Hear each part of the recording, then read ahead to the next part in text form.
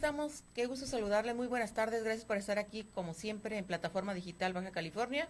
Y bueno, pues ahora tenemos una entrevista en el estudio, esta vez vamos a dialogar con el arquitecto Jaime Martínez Veloz, quien tuvo, por cierto, hoy un evento muy importante en el Centro Cultural Tijuana. Y bueno, vamos a hablar sobre el evento y vamos a hablar también de algunos otros temas, sobre todo de política, por supuesto, así que le doy la más cordial de las bienvenidas. Arquitecto, ¿cómo está usted? Muy bien, Vivi. Gusto saludarle. Muchas gracias por invitarme. Bueno, pues la introducción, arquitecto, de hecho la hice yo al inicio de este programa, decirle a usted que me pareció hoy un evento que tuvo usted ahí en el Centro Cultural Tijuana, donde se hizo el llamado a varios actores políticos también y grupos de la sociedad, gente que tiene que ver con las diferentes comunidades, con las diferentes áreas que se manejan en una ciudad, en un estado, en una ciudad como cosmopolita como Tijuana. Y ahí estuvimos presentes los medios de comunicación, lo vimos, supimos que además tuvo una gran convocatoria. ¿Cómo se siente después de ese evento? Bien, Vivi. Naturalmente un evento como el día de hoy, hace mucho tiempo que yo no participaba. O sea, aparte de ser un evento muy concurrido, más que el número de personas, es la emoción de la gente, la emotividad, el deseo de incorporarse a un proyecto que permita transformar la injusta realidad que viven estas comunidades con un gobierno como el actual. Muchas de las personas que estuvieron ahí son integrantes de Morena. A mí me tocó participar durante esta campaña en la elaboración de la agenda legislativa. Entonces, estuve platicando con muchos de ellos sobre los temas y sus preocupaciones para incorporar en un documento que se llama La Frontera Norte en la Agenda Política Nacional. Entonces, además de los contactos que había venido teniendo con distintos grupos durante la campaña, este trabajo me permitió también construir un acercamiento pues, con pescadores, con agricultores, con campesinos, con amas de casa, y que me permiten tener más o menos un diagnóstico de lo que está pasando en el Estado, la necesidad de construir un proyecto incluyente, amplio, que pueda empatar con la cuarta transformación de la República que ha planteado Andrés Manuel López Obrador para el país, y que naturalmente tiene que tener un referente obligado en el Estado de acuerdo a las características de la propia Baja California.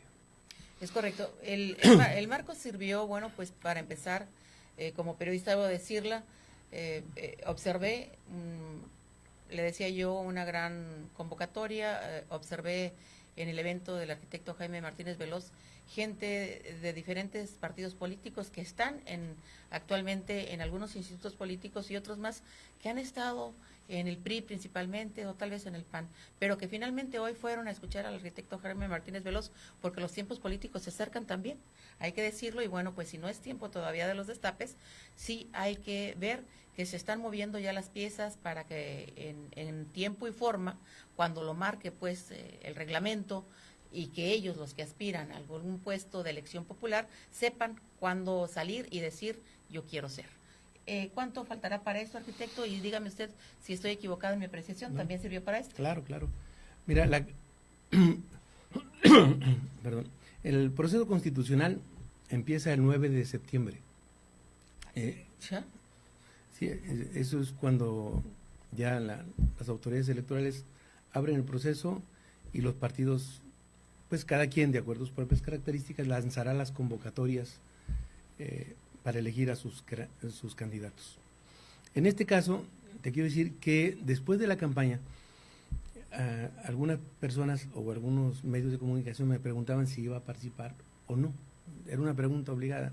Entonces yo decía, bueno, si hay un conjunto de opciones donde yo pueda cooperar, lo haré con mucho gusto.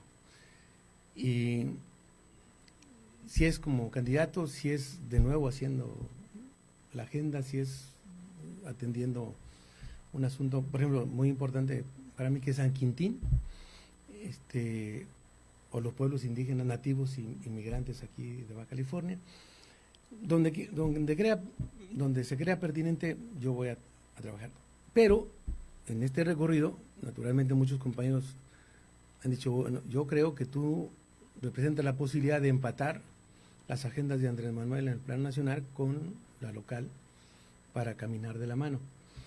Entonces, hasta ahora, yo había dicho que no me descartaría ante la posibilidad de participar en este proceso. Entonces, sin embargo, hace como 10 días más o menos, ante las distintas opiniones que había con los diferentes grupos con los que he venido trabajando, planteaban la necesidad de que hiciera explícito mi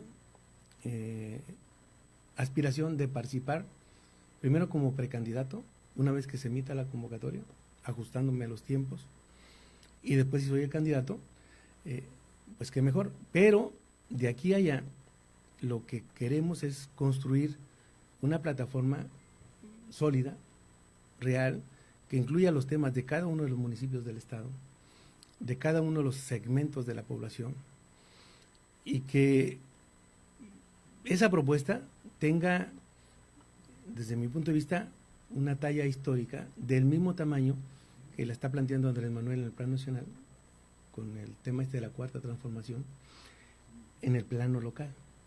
Y nos hemos encontrado en nuestro diagnóstico, Vivi, que hay cuando menos 4 temas que le preocupan intensamente a los ciudadanos. O sea, de parte de la actividad gubernamental, ellos que ven. La gente está preocupada por la inseguridad. ¿Correcto? Por la corrupción, por la impunidad y por la incompetencia gubernamental. Hay otros temas, ¿sí? Pero estos 4, que le competen muchos de ellos al gobierno, no se ha tenido la capacidad de articular una propuesta en el plano local y nacional que nos permite enfrentar un cáncer o un fenómeno que hoy lleva una gran cantidad, de por medio de una gran cantidad de vidas perdidas, de vidas de jóvenes, y no podemos nosotros decir, bueno, es que se matan entre ellos. Es una justificación muy, muy imprudente e irresponsable. Son jóvenes mexicanos que el Estado tiene la obligación y puede generar esas alternativas. Andrés Manuel ha planteado una serie de apoyos a la política social, en materia de política social, para atender a la juventud, pero hay temas que son de fondo, y yo digo que el destino de Baja California está atado al destino del país, y a la inversa, el destino del país está también atado al de Baja California. Si no resolvemos, por ejemplo, el tema de la inseguridad y la migración, pues esto tiene repercusiones en todos lados, y nosotros creo que hoy más que nunca la llegada de Andrés Manuel López Obrador, con esa legitimidad que tiene, y ha formulado una propuesta al presidente de Estados Unidos para manejar una agenda integral, donde esté la migración, sí, el comercio, pero también la parte de seguridad. Temas binacionales. Temas binacionales, y en forma paralela, no aislados. Yo creo que esa fue muy buena carta. Creo que el ingreso de Marcelo Ebrard a los temas internacionales le va a dar un plus a las propuestas de México frente a Estados Unidos y en el plano, en el contexto internacional. Entonces yo creo que existen las condiciones para participar, primero en la contienda interna y después formular nuestra participación en el proceso electoral del 2019. Entiendo entonces que la aspiración legítima y en su momento será en búsqueda de la gubernatura, por 2 años, por cierto. Exactamente. 2 años pueden ser pocos o pueden ser muchos, dependiendo de cómo trabajes y los propósitos que te pongas. Naturalmente primero tenemos que construir una propuesta de trabajo para los 6 años de López Obrador, que empate con el trabajo local. A nosotros nos tocará 2 años, si el voto popular así lo decide y si llegara a ser yo candidato. Pero tenemos que hacer una propuesta para esos 2 años y también para los otros 4, cuando menos. A veces sí, podemos hacer proyectos a 25 años, y cuando lo han dicho, yo he visto, por ejemplo, autoridades que lo han hecho, sí han hecho proyectos a 25 años porque han dejado endeudada a la ciudad por 25 años. Esos son los proyectos. Esos son los proyectos. Entonces, no, aquí, ¿qué sí está al alcance en dos años? La transferencia de los órganos públicos operadores del agua, por ejemplo, a los municipios. Eso dice el artículo 115 constitucional. Eso sería inmediatamente. 2, fortalecer un sistema de procuración de justicia competente, robusto, que permita enfrentar hasta ahora tanto homicidio que queda en la impunidad. Son 2 temas, me dijo 4. No, bueno, digo, en el tema nuestro serían mucho más, o sea, los temas que plantea Andrés Manuel ante Donald Trump, son 4. Pero los que nosotros aterrizaríamos aquí es en paralelo el tema de la migración. El tema de la migración. Sí, Andrés Manuel ha planteado la creación, o no la creación, sino la utilización de los consulados como procuradurías de atención al migrante. Por ejemplo, nosotros en Baja California podemos crear la figura del ombudsman del migrante, que permita fortalecer el trabajo que hará en el Plan Nacional Andrés Manuel. Ellos también han planteado el tema del comercio, ¿sí? Que esto está en el Tratado de Libre Comercio y que indudablemente esperemos que exista la mejor de las negociaciones. Y han planteado también el tema de la seguridad. O sea, el tema de la seguridad creo que es vital. ¿Por qué? Hasta hoy hemos tenido una estrategia en donde, después de 37 años en que Estados Unidos impulsó las medidas con Ronald Reagan para declararle la guerra al narcotráfico, vemos, ahí están los resultados, ¿sí? Si seguimos con ese mismo modelo, las consecuencias van a ser las mismas. A ver, ¿qué hay? Hay 27 millones de adictos en Estados Unidos.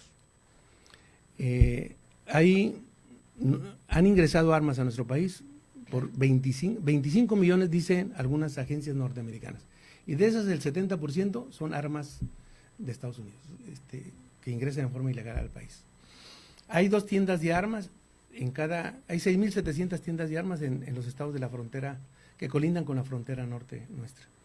O sea, tenemos 2 tiendas de armas por cada kilómetro de frontera. Y además, hay una economía en donde, dependiendo de la fuente, pero se habla entre 25.000 y 40.000 millones de dólares alrededor del negocio, del dinero que se mueve por el narcotráfico. O sea, si nosotros no aprovechamos este momento, donde hay un presidente legitimado por una gran votación popular, es el momento de replantear y poner en la mesa de la discusión con Estados Unidos este tema. Requerimos un nuevo acuerdo o un acuerdo binacional que trate esta materia. Porque entonces, yo les pongo el ejemplo, la Primera Guerra Mundial duró 4 años, la Segunda Guerra Mundial duró 6 años, y tenemos en la guerra contra las drogas 37 años y no vemos para dónde. ¿Para cuándo? Entonces, ¿a qué conclusión hemos llegado? Que en realidad no ha habido una guerra contra las drogas, ha habido una guerra por el control del mercado de las drogas. Y si no lo vemos de esa manera, entonces no vamos a ir a ningún lado. O sea, creo que Estados Unidos hoy está preocupado por la cantidad de personas que están muriendo por el consumo de drogas. Entonces, ese viejo esquema donde las drogas sirvieron sobre todo creo, esta estrategia norteamericana surge en el momento en que cae el muro de Berlín, ya no se tiene el pretexto del comunismo para intervenir en otros países, y bueno, se busca un pretexto de esta naturaleza. Yo creo que Estados Unidos, y luego crean ellos, por ejemplo, nos mandan las armas y lo dicen, tal ciudad es muy peligrosa. Pues es peligrosa por las armas que nos han mandado. Entonces, yo sí creo que en este tema, que es el que le preocupa muchísimo a la ciudadanía, tenemos que acompañarnos del gobierno federal con el gobierno local y con un acuerdo con Estados Unidos, respetuoso, y que cada quien haga en el ámbito de sus países lo que tenga que hacer. Es posible hacerlo. En este momento, yo creo que nunca nunca hay las condiciones ideales, hay las condiciones que existen. Pero en ese contexto, el actual momento, con un presidente fortalecido como lo es Andrés Manuel López Obrador por el voto popular, con una necesidad de Estados Unidos también de tener una solución a sus propios problemas internos que ya están gravitando en la propia gobernabilidad interna de Norteamérica, creo que en este momento se puede. Y yo es una de las cosas que empujaría, ¿no? Otra cosa que tenemos que hacer, bueno, te decía, el Congreso debe ser el Congreso del Estado debe ser un Congreso fuerte, independiente, con capacidad de supervisar al Ejecutivo, el Poder Judicial igual. Mira, Estados Unidos, después de la Segunda Guerra Mundial y teniendo un pasado ominoso en materia de inseguridad con las mafias en los 30, 40, por ahí, Estados Unidos, no soy panegirista y jamás lo seré de Estados Unidos, pero tengo que reconocer que hizo dos cosas bien Estados Unidos. Fortaleció, creó un poder judicial independiente y fortaleció el sistema de procuración de justicia. Y eso le ha permitido a Estados Unidos tener, por ejemplo, la solidez de sus instituciones para que una persona, por ejemplo, como el actual presidente, emite una serie de bandos o de órdenes ejecutivas que son contrarias a la ley, pues el propio Poder Ejecutivo las para. Entonces, yo sí creo que junto con una estrategia de política social, de atención a las comunidades, donde estas sean concebidas como sujeto a las políticas públicas y no como objeto, pero en paralelo a eso, el fortalecimiento de un sistema institucional y de una relación de otra naturaleza con Estados Unidos nos va a permitir, cuando menos, generar mejores condiciones que las que tenemos actualmente. En muchas materias. Arquitecto, un poquito, yo sé que en esta elección, usted lo sabe mejor, en esta elección pasada, pues votó un número importantísimo de jóvenes. Y creo que a ellos precisamente es a los que se les tiene que ofrecer. En este momento, ¿quién es Jaime Martínez Veloz? ¿De dónde es? ¿Cuántos años tiene? ¿Qué ha estudiado? ¿A qué se dedica? ¿Quiénes son su familia? ¿Y cuáles son sus pasatiempos favoritos? Bueno, yo soy Jaime Martínez Veloz, tengo 64 años, nací en Torreón, Coahuila, estoy casado, mi familia vive aquí. Creo que este tema de la juventud me parece fundamental. Ahí estuvieron jóvenes universitarios, jóvenes indígenas, jóvenes campesinos. Estoy convencido que hay que construir una alternativa para ellos. Los jóvenes indígenas, por ejemplo, están planteando la necesidad de crear una universidad intercultural que pueda atender a los hijos provenientes de las regiones indígenas, tanto los pueblos nativos como de los migrantes. Y serían en San Quintín, en Ensenada y en Tijuana, fundamentalmente, donde está la mayor concentración de jóvenes. Entonces, junto con el esquema de que ha planteado Andrés Manuel López Obrador para impulsar que puedan tener un ingreso en donde se vayan volviendo productivos, que el ingreso inicial sirva para entusiasmar o para fortalecer las capacidades técnicas de la juventud. Yo creo que es posible y es necesario y es urgente en trabajar en la reconstrucción del tejido social y en que los jóvenes puedan recuperar la esperanza. Mira, producto del modelo económico que nos vienen imponiendo desde 1982, a partir de 94, se empezó a cancelar todos los apoyos a los ejidos, por poner un ejemplo. Y nos dijeron que había que cancelar esos apoyos porque había que modernizarse y que eso, lo que se apoyaba al campo era paternalismo. Ajá. Y había hechos de corrupción. Es cierto que había hechos de corrupción, pero lo que había que hacer es terminar con los hechos de corrupción, no con el apoyo al campo. Entonces, Estados Unidos apoya al campo. Y entonces, ¿qué es lo que pasó con nosotros? Que el recurso que antes iba para el campo, hoy va para el FOBAPROA, para los banqueros, a través del IPAB y el FOBAPROA. Mira, Vivi, los bancos, nosotros como gobierno los vendimos en 13,000 millones de dólares. Y hasta hoy le hemos entregado del erario público 110,000 millones de dólares a través del IPAB para rescatarlos. Entonces, te hablan de la libre competencia, pero quieren que el gobierno lo rescate. Ese dinero podía haber servido para muchísimas otras cosas, ¿no? Fuimos los ciudadanos los que hicimos el quebranto financiero, pues no. O sea, nosotros no manejábamos los bancos. Pero hemos tenido que pagar, entonces, anualmente, no sé este año, pero será entre 600 y 650,000 millones de pesos los que se destina para... ¿Y qué creó eso? Pues una situación de desesperanza. Agrégale que en el Tratado de Libre Comercio se quitan los aranceles para la importación de granos y entonces, si bien es cierto que nosotros ganamos empleos en la industria automotriz, perdimos más de 2 millones de empleos en el campo. En el campo se creó una situación de desesperanza. Y hoy la alternativa de muchos jóvenes del campo o es venirse a pasarse a Estados Unidos o es incorporarse a alguno de los cárteles. O sea, recuperar la esperanza para los jóvenes es una cuestión fundamental. Y creo que aquí en Baja California, por ejemplo, hay una expresión de la pluriculturalidad de lo que somos en el país. A veces compañeros o personas con un criterio distinto me dicen, es que, ¿por qué tú te has alejado de Tijuana? A ver, voy y vengo. Yo te voy a decir una cosa, aprendí a ver a Tijuana, aprendí a conocer a Tijuana incluso estando aquí presente, pero también desde lejos. Te voy a poner un ejemplo. ¿Cómo nos observa, no? A ver, un indígena que viene, que es contratado como jornalero en San Quintín, que sale en Santiago Tlahuaca, que está a 2.545 kilómetros de aquí. Llega y hace un viaje de 72 horas. Aquí no tiene dónde llegar incluso, o sea, llega a las plazas.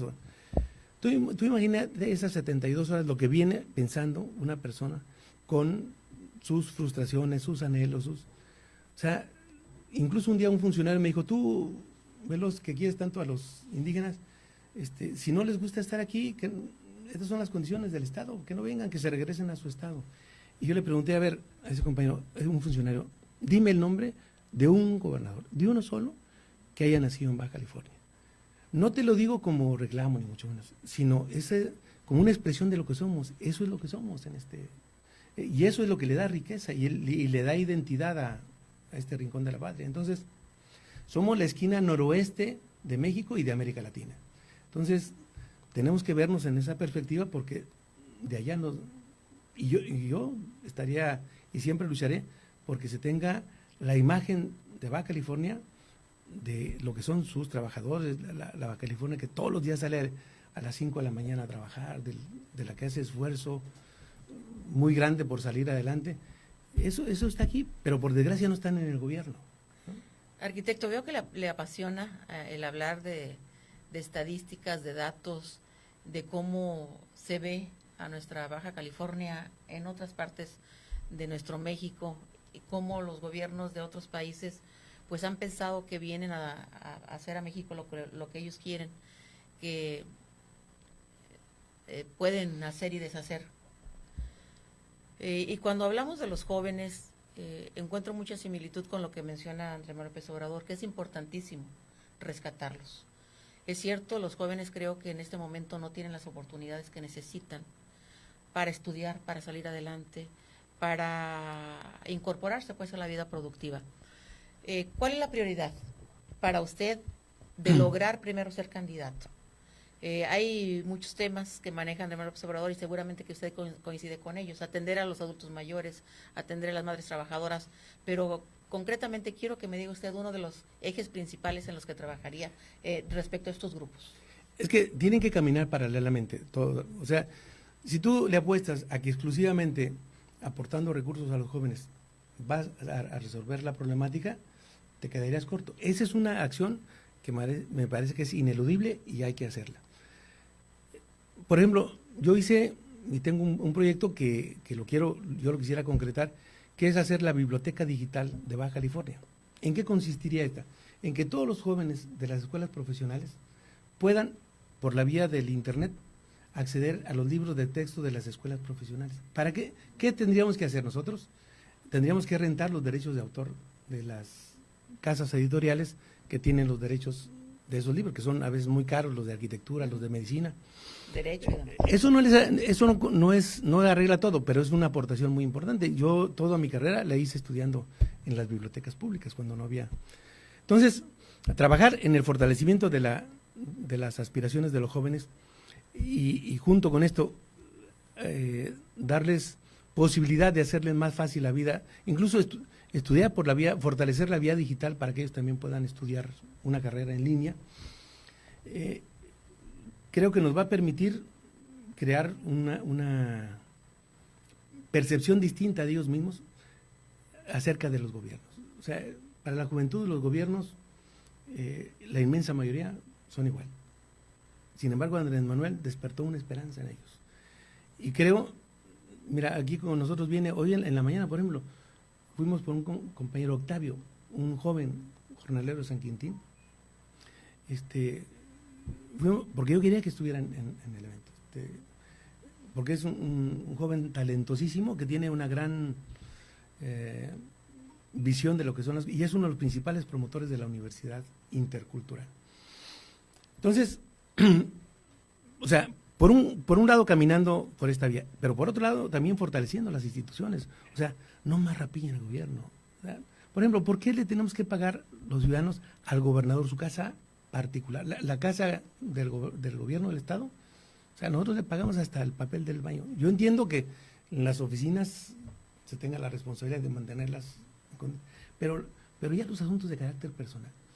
O sea, creo que eso te habla de una forma frívola de derrochar el dinero, de entender cómo gobiernas. O sea, mientras la gente, a ver, mientras los compañeros que vienen del centro de la República, mira, nosotros logramos un acuerdo que no pudimos concretar para crear un albergue, precisamente que salieran los compañeros de Santiago Justlahuaca y llegaran a San Quintín a un albergue. No pudimos concretar el acuerdo porque en el gobierno del Estado dijeron que si nosotros construíamos ese albergue iba a ser un centro de guerrilleros. O sea, es una locura decir eso. O sea, los compañeros llegan con su mochilita y se acuestan en las plazas, en los lugares donde pueden. Eso es cruel. Es algo que no cuesta mucho, que se puede hacer. Cuesta más la casa del gobernador que hacer un albergue de esa naturaleza. Entonces, mira, yo me he involucrado con muchos de los temas aquí. Muchas veces no apareces en los medios, porque no tienes por qué aparecer en los medios. Pero con los compañeros de San Quintín he estado a darle y darle, porque sé que son un sector. Y ahora te quiero decir una cosa, hemos logrado conjuntar los esfuerzos de los jornaleros, pero también de los agricultores. O sea, hemos caminado porque, por ejemplo, si se hace una carretera de 4 carriles, que ya se comprometió Andrés Manuel a San Quintín, eso va a beneficiar a unos y a otros. Vamos a tener menos accidentes, se va a potenciar el desarrollo. Entonces, en lugar de confrontarlos, lo que hemos estado haciendo es tratar, por ejemplo, queremos hacer un programa que se llama Por un Nuevo San Quintín, con una nueva narrativa, donde cada quien aporte lo que está de su parte. Andrés Manuel ha planteado la creación de un hospital de especialidades ahí, que me parece urgente. Ahí un agricultor o un jornalero se muere lo mismo, le da un ataque al corazón y ahí se muere, no hay quien lo atienda. Entonces, yo sí creo que es factible, o sea, junto con todos estos apoyos, impulsar el rediseño de las instituciones para que éstas respondan a la ciudadanía y no a intereses privados. Por ejemplo, yo aspiro a ser gobernador, pero no aspiro a tener otra casa. Yo quiero seguir viviendo en el departamento que tengo. ¿Por qué? Porque quiero tener la libertad de salir, echarme café con quien sea. Vivo aquí, me gusta el barrio donde vivo. Está el señor de los jugos, el que lava los carros, los restaurantes ahí donde puedo ir a comer. La gente llega y platica. O sea, yo creo. ¿Por qué eso? Porque yo amo mucho mi libertad. Y creo que es el valor supremo que uno de los valores supremos que uno puede tener. Entonces yo aspiro a ser un gobierno eficiente, eficaz, sensible, que resuelva problemas, que atienda las cosas de forma, pero también, sobre todo, las cosas de fondo. Y creo tener la edad necesaria. Ya, 6'4". Dicen, ¿cómo nos dicen? Ruco joven. Chavorruco. O chavorruco.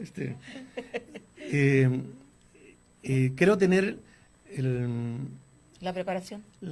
Sobre todo, ¿sabes qué? La experiencia y el caminar por la vida para saber decir que sí o saber decir que no. Eso no es fácil, eso no lo adquieres en los libros. O sea, te tienes que enfrentar. Y a veces, bueno, por desgracia, por ejemplo, yo quisiera, otra de las cuestiones que me parecen fundamentales es meter en una caja de cristal la actividad gubernamental. ¿Por qué tenemos un plan de desarrollo por un lado, por ejemplo, y un presupuesto por otro? O sea, el presupuesto debe ir, tenemos que construir el plan, pero comprometernos a que el presupuesto vaya atado a las líneas estratégicas de ese plan. Porque entonces hoy la planeación no sirve de nada. Por ejemplo, mira, en Lomas del Rubí hay un problema y no hay quien resulte responsable. O sea, las personas están viviendo en la calle. Pero a ver, ¿cuáles fueron los peritajes? ¿Cuáles fueron los permisos? ¿Quién los otorgó? No hay y por gente, no hay quien le dé respuesta. Por eso te digo que la incompetencia gubernamental es una de las características. Esta aprobación que se hizo de las desaladoras y todo en forma tan atropellada, donde piensas, es decir, ni siquiera si tú, no hay comparación en ningún estado de la República que se quiera comprometer los recursos de 37 años para una obra de esta naturaleza. Yo digo, discutamos técnicamente el asunto, si es necesario, de qué calidad, de qué cantidad estamos hablando, pero comprometer a destinar 160 o 170 millones de pesos mensualmente durante 37 años es una barbaridad. Mira, junta la deuda de Moreira, de Duarte el de Chihuahua y Duarte el de Veracruz, y todavía le sobra. O sea, no puedes uno ser tan irresponsable, y por eso he estado en contra de esa postura del gobierno. Yo no me niego a discutir el tema, pero convenzámonos con argumentos técnicos, no con una propaganda y una estrategia publicitaria en donde los argumentos técnicos se quedan de lado. Usted es una persona que tiene varios libros escritos. Leyendo un poquito de su currículum me doy cuenta de que es un apasionado también de lo que es la cultura, de lo que tiene que ver con escribir a ratos y narrar problemas en sus libros de lo que sucede en este caso aquí en Baja California. Tengo aquí en mi mano uno que es el cártel del gas y la energía Sempra, el PAN y sus secretos, el caso Baja California. Y cuando usted ahorita me está hablando de la situación de la desaladora, los millones de pesos o miles de millones de pesos que están destinados para esta desaladora, me remonto al libro del cártel del gas y la energía de Sempra. Entonces también otro ex gobernador, también del PAN, hizo una situación similar a la que ahora se está fraguando con la desaladora, que dejó millonarios a unas cuantas personas también, particularmente gente del Partido Acción Nacional. El caso concreto de Sempra. A ver, por ejemplo, ¿qué nos deja en términos, ya, digamos, de impuestos Sempra Baja California? Empleo, tienen 50 empleados. El que dirige esta empresa en México es un venezolano, por cierto, ya ves que no, cómo nos acusaban de, o lo dirige un venezolano. Ahí hay un puerto, que para mí es una preocupación, hay un puerto que tiene Sempra, en donde no tenemos nosotros como gobierno ni aduana ni migración. O sea, todo lo que entra, si tú le preguntas al gobierno mexicano, no te va a saber decir qué es lo que realmente transita por ese lugar. Y en un momento de tanta preocupación por la cuestión de la seguridad, pues tienes que tener como nación, tienes que tener el control de tus puertos y aeropuertos. Otro tema, ahí iba a ser una planta, una terminal de gas que iba a traía gas de Indonesia, se construyó un gasoducto para traer el gas a Estados Unidos. Después, en ese inter, se descubre el gas lutitas del fracking en Estados Unidos y deja de ser negocio siempre.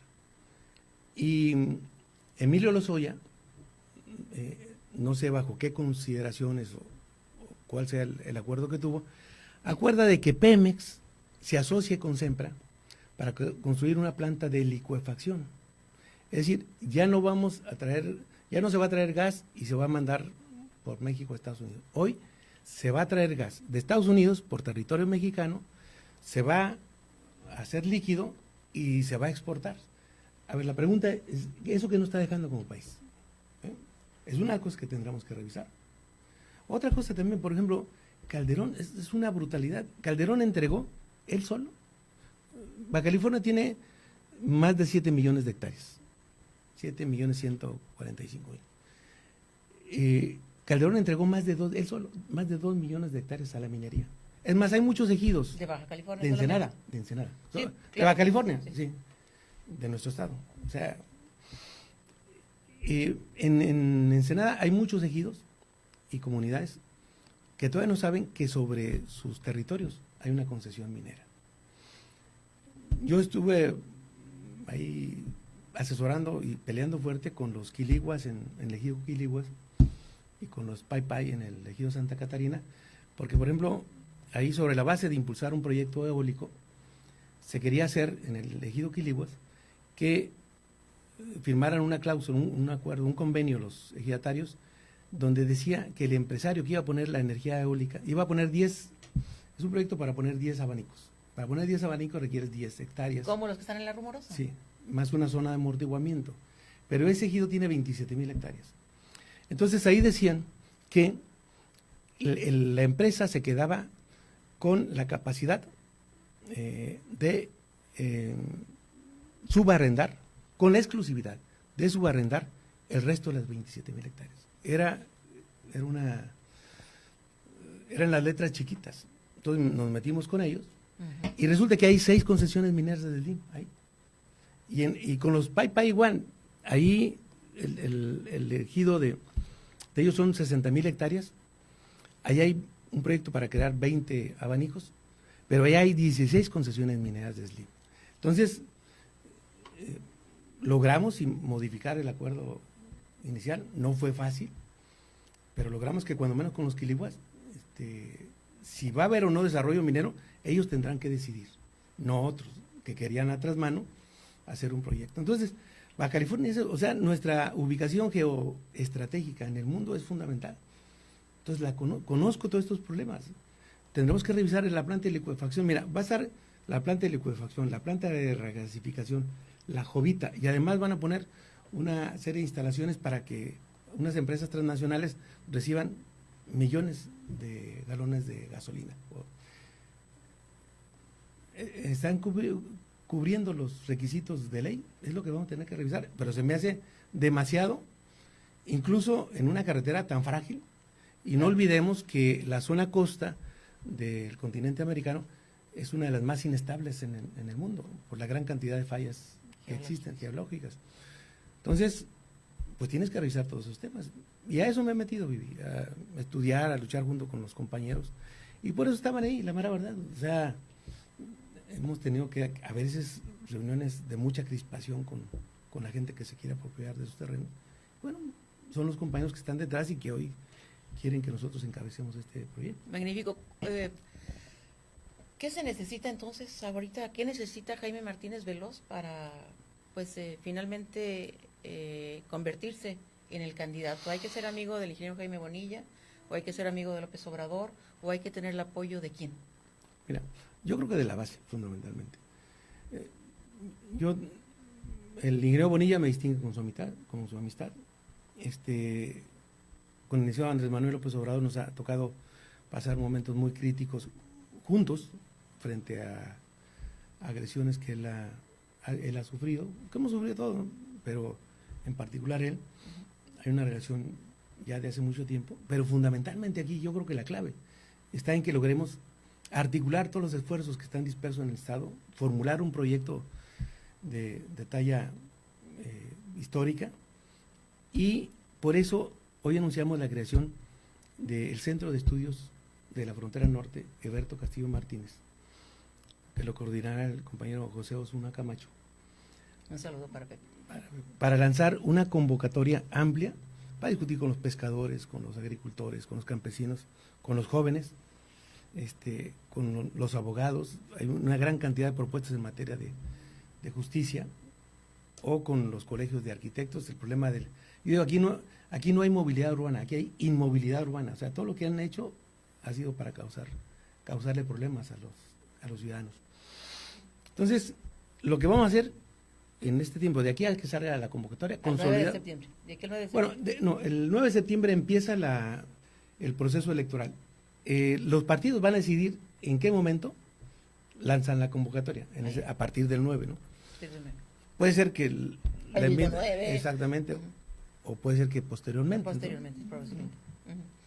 Correcto. Entonces, se necesita coincidir en los temas que necesitan sacar adelante de Baja California para convertirse en candidato.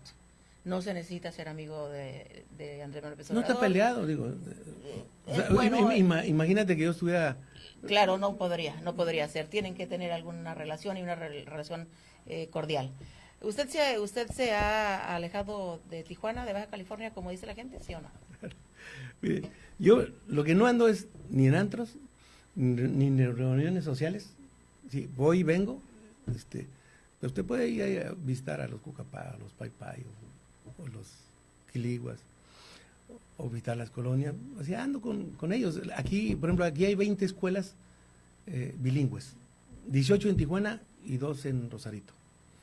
Con el ingeniero Bonilla me correspondió impulsar un apoyo, él como diputado, impulsar un apoyo porque estas escuelas están olvidadas de la mano de Dios. Lo logramos concretar. Hicimos un foro, lanzamos una convocatoria para realizar un concurso que se llama Todos Somos Migrantes. Fue un concurso de poesía, de canto, de murales urbanos. Participan como 2,000 jóvenes en esa actividad. En realidad, ¿qué es lo que ha pasado? Que no ando buscando el reflector. Ando con ellos, ¿no? Y hoy, pues ahí está. Sí, para mí, en realidad te voy a decir una cosa, fue muy estrujante ver la emoción de la gente para ir en función de un proyecto.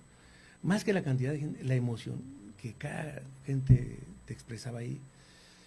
Y bueno, pues me invitaron a todas sus comunidades, voy a ir, estaré presente y estaré construyendo esta alternativa que creo que estamos en un momento, yo estoy en un momento de mi vida en donde puedo acometer esa tarea.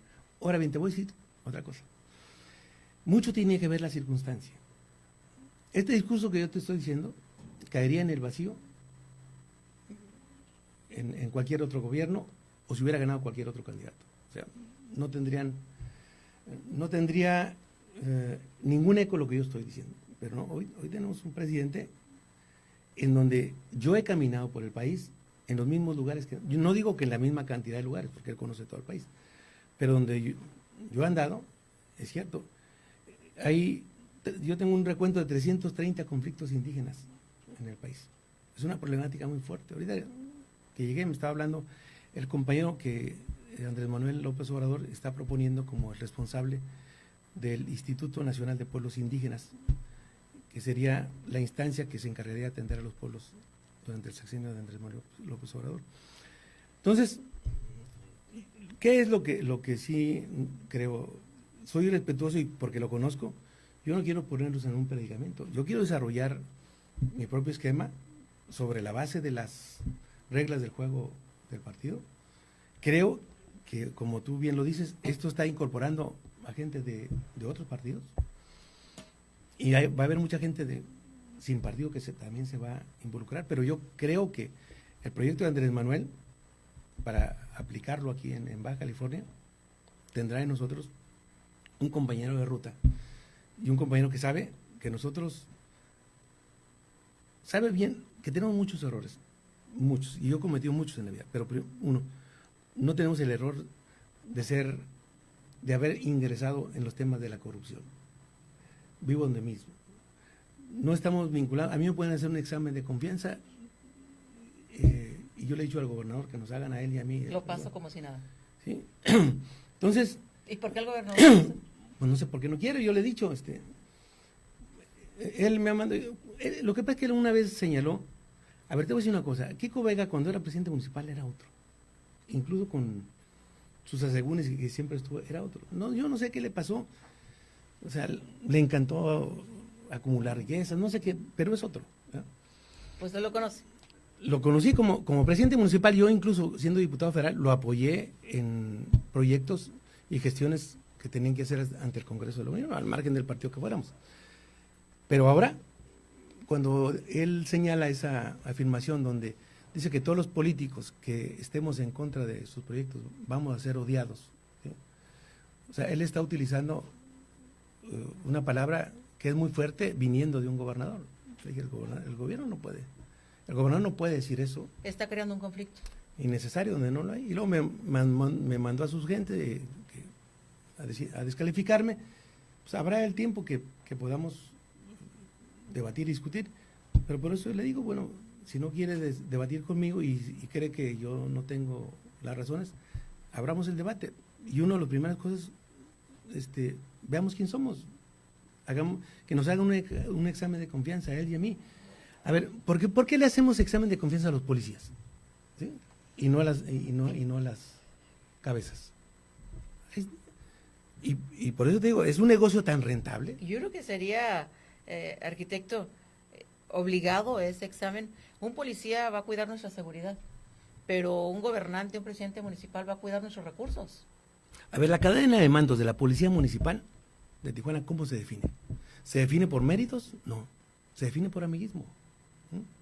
A ver, los policías de Tijuana no tienen ni siquiera derecho a la jubilación y a la pensión. No hay un solo policía jubilado. Es correcto. ¿Sí? Entonces, los exponemos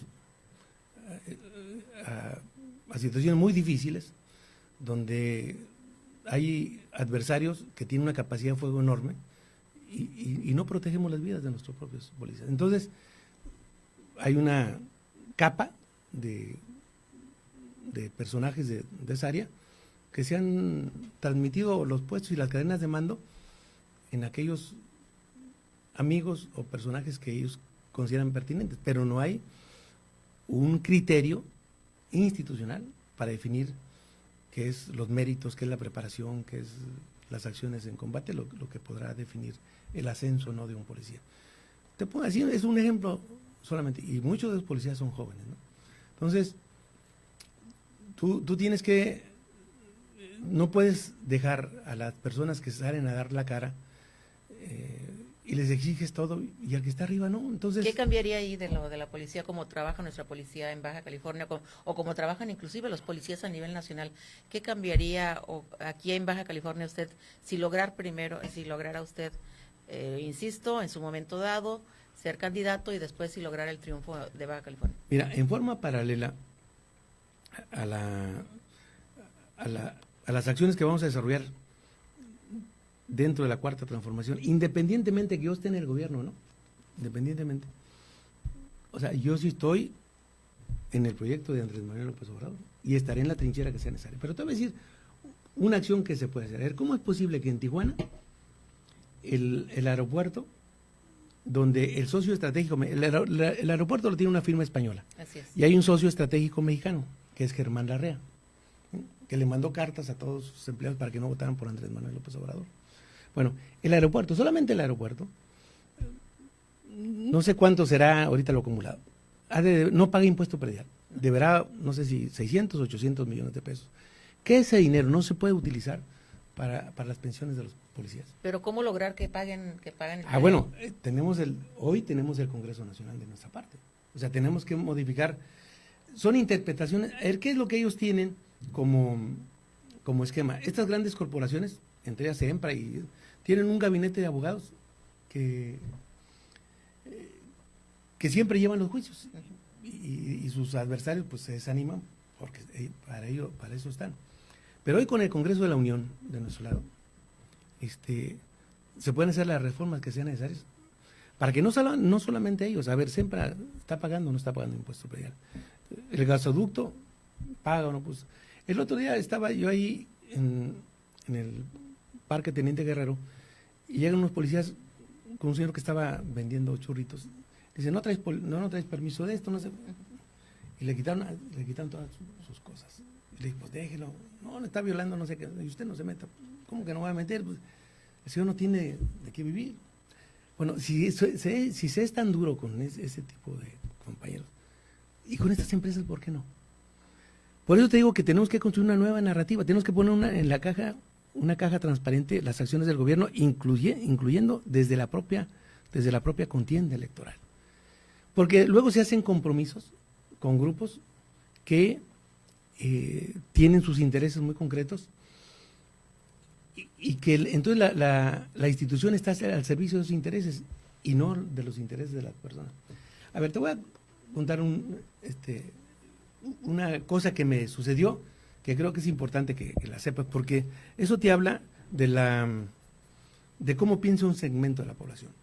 Yo desde que llegué aquí, uno de los primeros trabajos fue ayudarles a las compañeras. Aquí a Tijuana.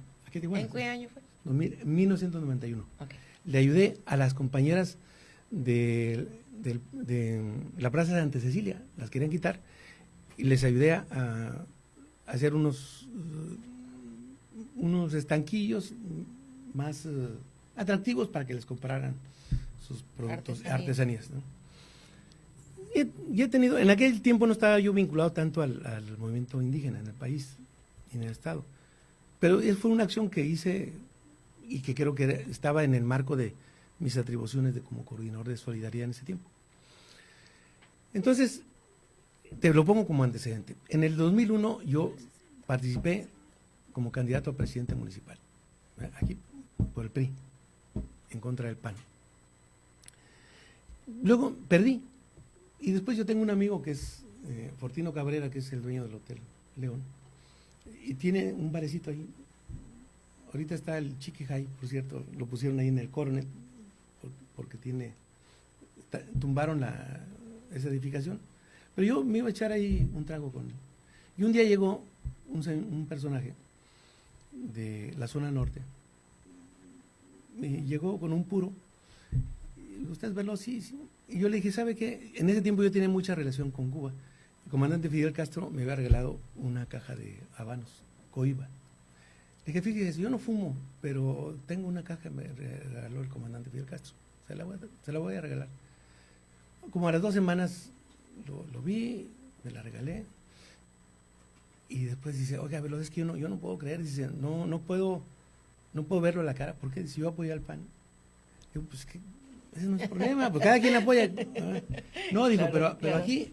Somos libres, ¿no? Sí, dice, pero aquí lo que pasa es que lo apoyamos con dinero. ¿Sí? Nos tocó entregar $10,000 por cada establecimiento. Yo tuve que aportar $50,000. ¿Y a quién le daban ese dinero? A Jesús González Reyes, a la candidatura del PAN, pues, no a Jesús, ya, pero a la candidatura del PAN. candidatura Yo no sé si a del Jesús, pero era el que estaba... Dijo, aquí reunimos $1 millón, me dijo. Y porque le teníamos miedo a usted. ¿Sabe qué? Nos dijeron que si usted llegaba, iba a llenar de artesanas y de Marías a la revolución. Ay, qué feo. Entonces, eso me impactó mucho. Yo no soy quien para criticar lo que se haga en la zona norte. Cada quien está en libertad de ejercer sus derechos como mejor quiera. Lo que sí creo es que, ¿cómo es posible que el sector que se dedica a regentear o la prostitución junte dinero porque son una amenaza las personas que van a vender sus artesanías? Naturalmente yo no las iba a meter ahí, siempre he pensado la necesidad de construir un mercado de artesanías bien, en forma, donde incluso los turistas puedan ir, donde ellos produzcan y puedan vender sus mercancías.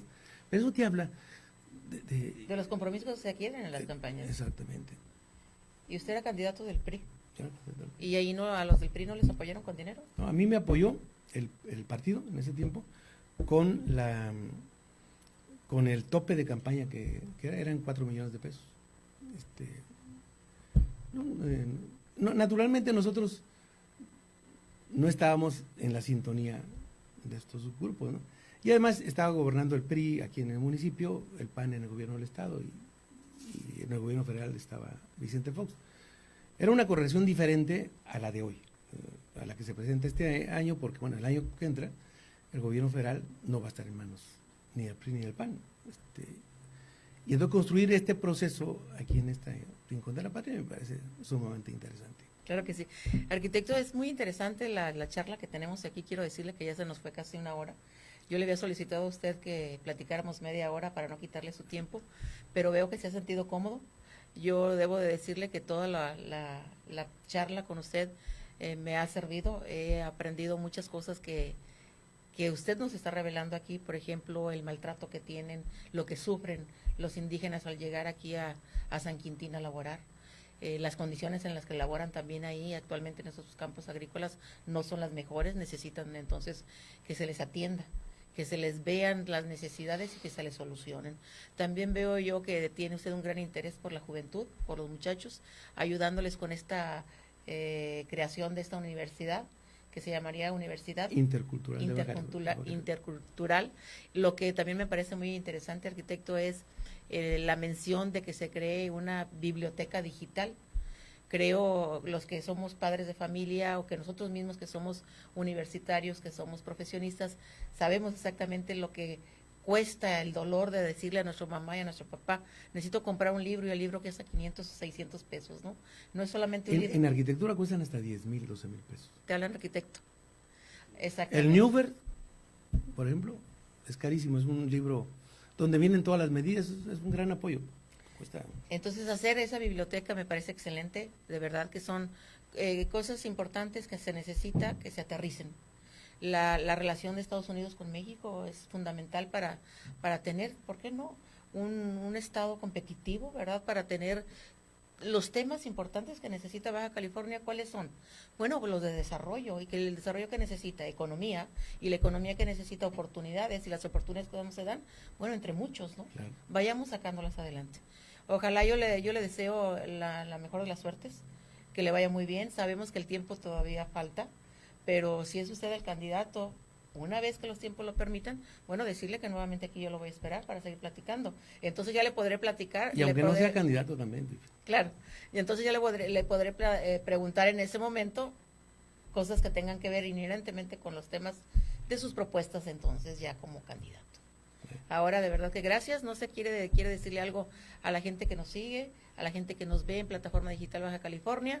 La entrevista se queda, está ahorita ya al aire, así que toda la gente que la quiera ver va a poder verla ahí. Yo quiero nada más cerrar con esto. El momento que está viviendo actualmente Baja California, donde es gobernado por el PAN, y que durante mucho tiempo el PAN ha tenido el mando en el gobierno desde el 89, ¿estaría próximo para que se les vaya de las manos a los panistas? Sí, yo creo, por eso yo planteo que a 30 años del ejercicio del PAN en el gobierno, están ahí los resultados, la gente los percibe, y creo que los gobiernos del PAN ha habido de todo, ¿no? Yo logré construir, por ejemplo, una buena relación con don Héctor Terán, aunque fue en los últimos meses de su vida. Yo era diputado local, electo, y construimos con él una estrategia que desgraciadamente no se pudo concretar porque murió justamente al inicio de nuestra legislatura. Con don Carlos Montejo aquí logramos hacer buenas cosas, y con muchos compañeros de Acción Nacional. Sin embargo, Kiko Vega, pues evidentemente es la expresión de lo que no debe ser, pues.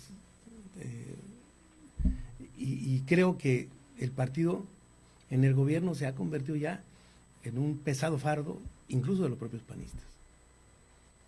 Toda la mesa está puesta. Sí. Pues suerte. Muchas gracias. Que le vaya bien. Gracias a ustedes por haber estado aquí con nosotros en Plataforma Digital Baja California. Como siempre, a la orden. Mañana tendremos otra entrevista, así es que no se lo pierda. Vivi Gutiérrez les dice gracias y hasta luego.